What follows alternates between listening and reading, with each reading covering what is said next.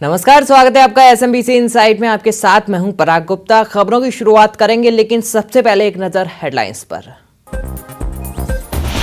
अरुणाचल प्रदेश में राष्ट्रपति शासन लागू, कांग्रेस की याचिका पर सुप्रीम कोर्ट में सुनवाई आज। केंद्रीय कैबिनेट की सिफारिशों को राष्ट्रपति ने दी थी मंजूरी। असहिष्णुता की बात करने वालों पर बरसे आडवाणी, कहा देश में अभिव्यक्ति की आजादी पर कहीं भी सवालिया निशान नहीं। दिल्ली के मुख्यमंत्री अरविंद केजरीवाल आज से 10 दिनों की छुट्टी पर। बेंगलुरु में जिंदल नेचुरल क्योर इंस्टीट्यूट में खांसी और डायबिटीज का करवाएंगे इलाज। दिल्ली की जनता तय करेगी ऑड-इवन का भविष्य, आप सरकार ने दिया गया विज्ञापन। 8 फरवरी तक लोगों से मांगे कुछ सवालों के जवाब। और देहरादून, भुवनेश्वर में दिखे संदिग्ध, पुलिस सरगर्मी से कर रही है तलाश। खुफिया एजेंसियों ने जारी किया अलर्ट।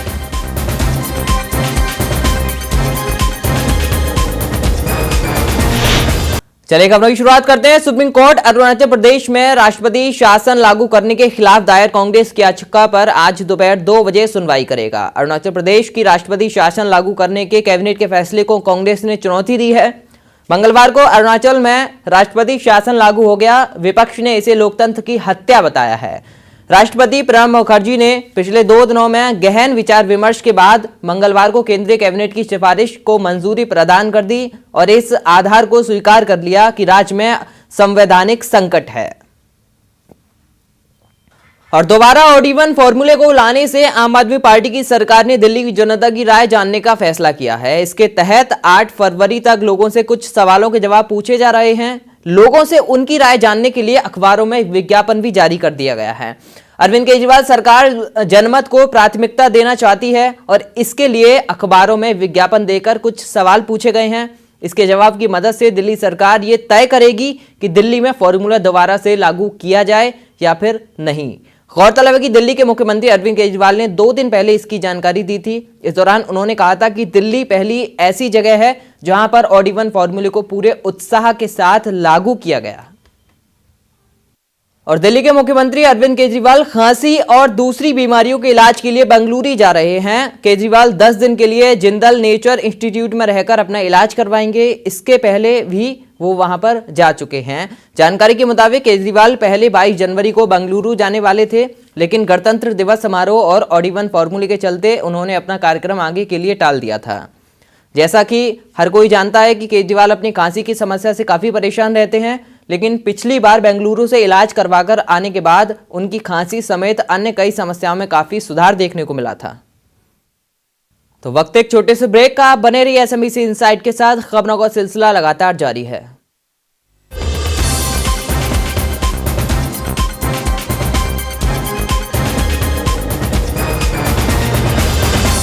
ब्रेक के बाद एक बार फिर से स्वागत है आपका। बढ़ते हैं आगे। फरीदाबाद पुलिस ने बुजुर्ग लोगों के लिए एक अनूठी पहल की है। सामाजिक जिम्मेदारी निभाते हुए फरीदाबाद के छायसा थाने में वृद्धाश्रम बनाया गया है और इस आश्रम का उद्घाटन डीसीपी ने किया। साथ ही उन्होंने लोगों से अपील करते हुए कहा कि कोई भी अपने बुजुर्ग माँ बाप को न छोड़े और उनका ख्याल रखे।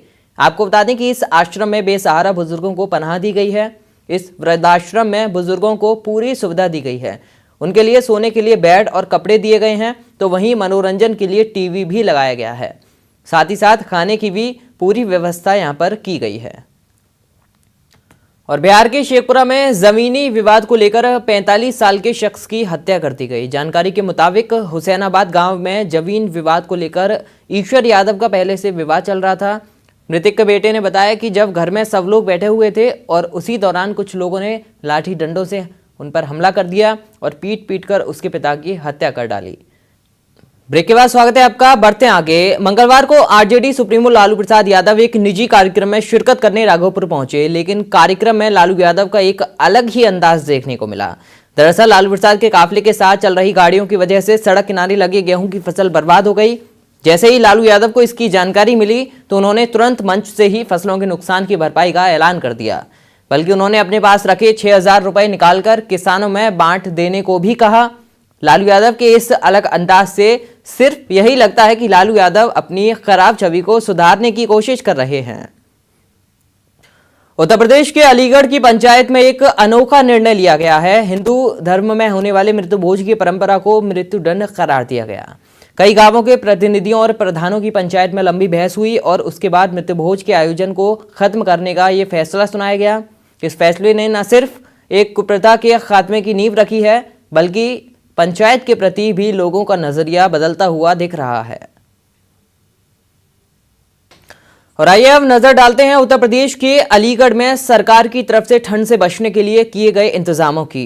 प्रदेश सरकार की तरफ से इंतजाम तो चाक चौबंद पाए गए हैं, लेकिन अलीगढ़ रेलवे स्टेशन पर रैन बसेरों में जगह न होने की वजह से लोगों को सड़क पर ही रात गुजारने के लिए मजबूर होना पड़ रहा है। कई लोग ऐसे भी नजर आए जिनको पहचान पत्र न होने के चलते रैन बसेरों में जगह नहीं मिली। वहीं कुछ लोगों का यह भी कहना है कि दबंगों की वजह से उन्हें रैन बसेरों से बाहर सोना पड़ रहा है।